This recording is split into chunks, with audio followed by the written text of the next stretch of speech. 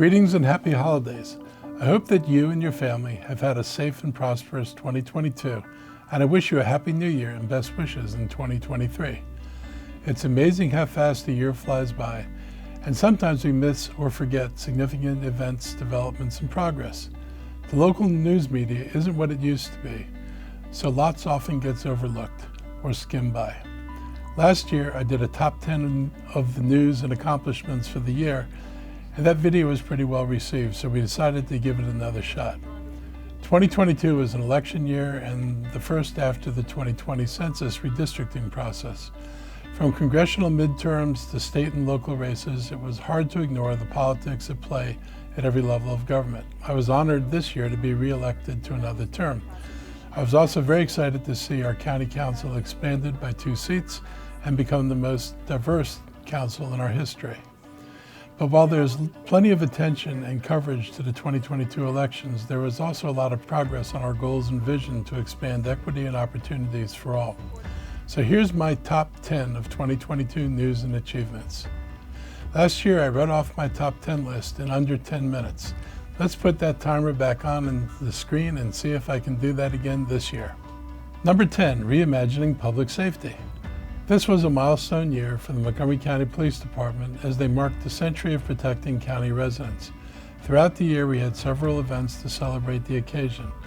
While MCPD honored its past, this department, along with the county's other law enforcement agencies and state's attorney's office, has made continued efforts to make Montgomery County one of the safest large jurisdictions in the nation. Efforts to address spikes in violent crime following the pandemic shutdown have been largely successful. Detectives saw the homicide rate drop over the summer, dropping 85% from the start of the year. As MCPD looks toward the next 100 years, we are reimagining public safety with new and updated trainings, more support on calls from our health department's mobile crisis team, and for officers, more mental health support, resources, and increased compensation. Those recommendations come from our 2-year audit of the police department released just a few months ago. I want to thank our police officers, including our union leaders, our police department leaders, including Marcus Jones, the chief of police, and County Council Member Will Jawando for supporting and pushing for the effective law enforcement for all recommendations that will improve our police department and the community. And this past year, our fire and rescue service had to respond to 2 apartment and condo explosions, as well as a plane entanglement in high-tension wires. While they kept us safe at home, they also lent their support to victims of hurricanes in Puerto Rico and Florida. Number 9, providing refuge to migrants. One of the saddest stories of 2022 was the use of migrants as political pawns by the governors of Texas, Arizona, and Florida. Our region has been on the receiving end of these PR stunts, as migrants were directed to get on buses and then were sent to this region, often without them knowing where they were going or having people to help them.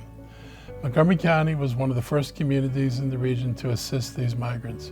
We partnered with SAMU, a local nonprofit organization that provides humanitarian aid in the region and internationally, and quickly established a response center.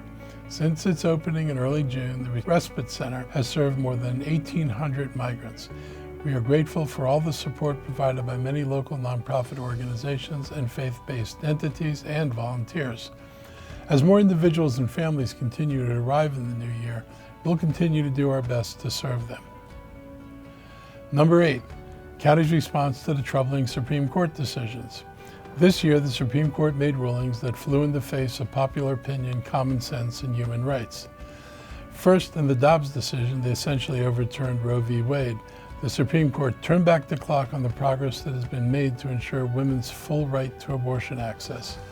When a draft of this decision was leaked in May, we moved quickly and I led the charge to create a $1 million fund to help support women's health and ensure access to abortion, family planning, reproductive, and maternal health providers in Montgomery County.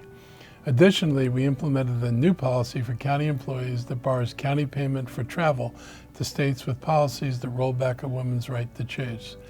While Montgomery County does everything it can to protect the right to abortion, we will also not give taxpayer dollars to states that try to drag us back to the dark past. In July, the Supreme Court made another baffling ruling when it came to sensible gun laws, essentially making this country the Wild West and allowing anyone anywhere to carry and conceal weapons. This is nuts. I applauded the effort of the County Council who passed a bill that I signed into law to ban weapons from public spaces, and we will fight this in court to uphold our rights to keep our residents safe. Number 7, Montgomery College East County Center. Soon after becoming county executive, I asked Montgomery College to look at the possibility of opening a campus in the East County. This has been discussed for years. Their feasibility study concluded that this could be done, and we're seeing the fruits of this joint effort with the announcement of this fall's opening of a 55,000 square foot academic building. This site provides opportunity for programs that focus on the needs of our county's emerging industries, life sciences, IT, and hospitality. This campus will enable East County residents to easily access Montgomery College's award-winning programs without having to drive across the county. This is just one of several exciting developments occurring in the East County that strengthen the county as a whole. Number 6, record funding for education. When I began my term 4 years ago, I inherited a $90 million budget deficit. 4 years later, and a pandemic, the Montgomery County government is now running a budget surplus, and we knew using these extra funds to invest in our students made sense. Montgomery County's world-class public school system is one of our county's crown jewels. Our children suffered significant learning loss during the pandemic, and it is critical that we increase our investment in their education opportunities. I'm proud that we funded MCPS at its largest budget ever, including over $100 million above the state's maintenance of effort requirement. We also fully funded Montgomery College and invested $20 million for early care and childhood education initiative, and provided significant enhancements to after-school programs that will help our kids catch up and accelerate their learning. Number 5, producing more affordable housing. So many of our housing policies have been in place for years, and you can see the position that we're in now, losing naturally occurring affordable housing and not getting enough new affordable housing units in return. My administration continues to move forward under our three-pronged approach on affordable housing: preserve existing affordable housing, protect diverse communities, and produce more affordable housing. We're proactively working with developers, nonprofits, and communities to do just that. After our first successful no-net loss project in Twin Brook, we're advocating for a countywide no-net loss policy to protect residents in naturally occurring affordable housing units and allow them to remain when new developments are built. We've allocated record funding to create more affordable housing, including the Affordable Housing Opportunity Fund, to help us preserve existing affordable housing. And we identified 18 county-owned properties offering the potential for new affordable housing. There are several proposals for redevelopment currently under consideration. These projects will allow us to use our vacant lots and garages to create more affordable housing in key areas, similar to our announcement of affordable housing Bethesda earlier in the year. Creating access and opportunity and equity in affordable housing will continue to be a top priority for my administration in 2023. Number 4, the Brookville Bus Depot EV bus charging microgrid. This fall, the highly anticipated Brookville Bus Depot electric vehicle bus charging microgrid opened to major fanfare across this county and around the nation. It was a big story. This is a big step for Montgomery County toward transitioning our entire bus fleet to zero carbon emissions by 2035. This project in Silver Spring has been garnering national attention because it's both innovative and will help us achieve our ambitious climate plan goals. Transportation is one of the largest contributors of greenhouse gases, and we're leading by example with clean renewable energy and on-site energy storage. We're just the third community nationally to have solar-powered charging stations for our buses, and this is by far the largest in the country. This bus depot demonstrates that Montgomery County is a leader when it comes to sustainable infrastructure, and the world is watching us as a lead by example jurisdiction.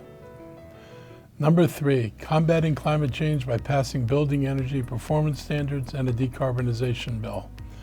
Climate change is an existential threat, and the news only gets worse every day. Yet the world dithers around the edges. Half measures will not stop this impending disaster. 5 years ago, the county enacted the most aggressive climate goals in the country. There are many obstacles to progress, including climate deniers, the misbelief that there are no solutions, that we lack the resources, or that we simply cannot make a difference. People need models and they need success stories to show that these obstacles can be overcome. And Montgomery County is going to continue to be that example of success. This year, we enacted 2 major pieces of legislation that will help us meet our Climate Action Plan goals. In May, I signed Building Energy Performance Standards, or the BEPS law, into law. This new law will expand the county's benchmarking requirements by setting minimum energy performance standards for existing buildings. This will be one of the ways that we're able to reduce energy demand and carbon pollution from the built environment as the county tackles its ambitious climate change goals. This new law will lead to energy improvements for multifamily residential and commercial buildings that will save money and create new local jobs. Additionally, the council passed legislation that I jointly introduced to establish an all-electric building standard for new construction projects. Also known as the Decarbonization Bill, this new law is needed to fight the impacts of climate change. I was pleased to work with the council to get this bill enacted. Our goal is to ensure that new buildings in Montgomery County are built using modern, efficient electric technology to help achieve our climate goals, save money, and improve health and indoor air quality. We need to do that work as quickly as possible. We are only 12 years out from our target date to reduce emissions by 100%. We are running out of time to make the kind of changes we need, and I expect much more work on sustainable policies and practices in the upcoming year. Number 2, Montgomery County is the first large jurisdiction in the nation to achieve 90% fully vaccinated. As we enter our 3rd year dealing with the COVID pandemic, Montgomery County continues the state, region, and our nation in aggressively addressing and combating this deadly virus. Montgomery County became the first large jurisdiction in the nation to have 90% of our residents fully vaccinated. Our booster adoption rates also far outpace the rest of the nation, and our county's death rate from COVID is 2/3 the national average. According to New York Times data of over 3,000 counties throughout the United States, we are listed among the least vulnerable to COVID. And just this month, we held our 4th Boosterama event to encourage even more people to get their bivalent boosters. Since the beginning of this pandemic, we've led with science-based decisiveness. We continue to communicate how we are responding to COVID-19 through weekly videos, newsletters, media briefings, on-the-ground community health workers, and on social media. The residents of this county have always received and will continue to get a consistent message from us when it comes to COVID. COVID continues to be with us, and over the past several months, we also had to deal with the historic rise in flu and RSV cases, as well as the emergence of monkeypox, or Mpox. As we begin 2023, we will maintain our focus on our public health challenges, and I am excited to work with the county's new health officer, Dr. Keisha Davis, as she leads our public health guidance, outreach, and support efforts. And number 1 in the last year, the University of Maryland UM3 Institute of Health Computing.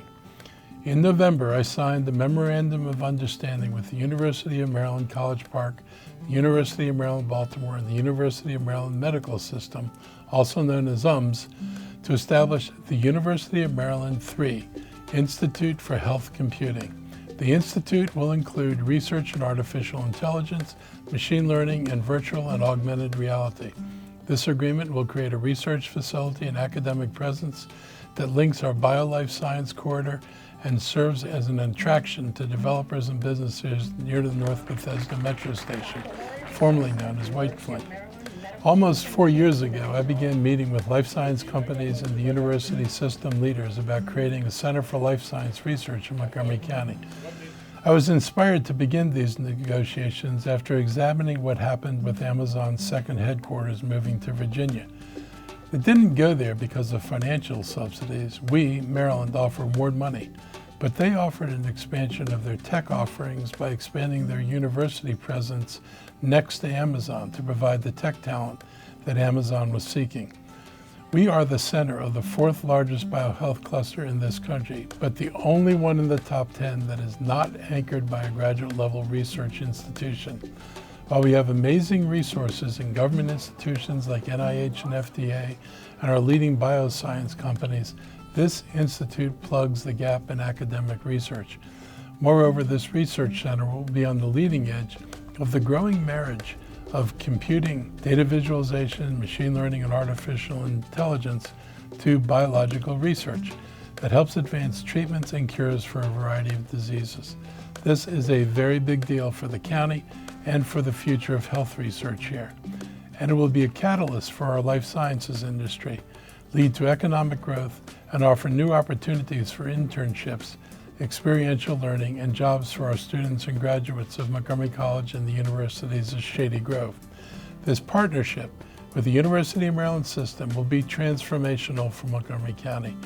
As the University of Maryland Medical System CEO Mohan Sunthas stated at the opening, one day the nation will describe Montgomery County as the Silicon Valley of healthcare computing. That's pretty ambitious, but that's what we aim to be. So I appreciate your listening to the top 10 that I just went through. And I'm not sure I made the 10-minute clock, but there's been so much happening over this past year, it was hard to limit it to just 10 items, but I tried. I hope it gave you some sense of what we've been doing over the past year and that we've not stopped as we head into 2023. I appreciate your listening. I appreciate all your support in 2022. I look forward to another prosperous and productive new year for all of us in 2023.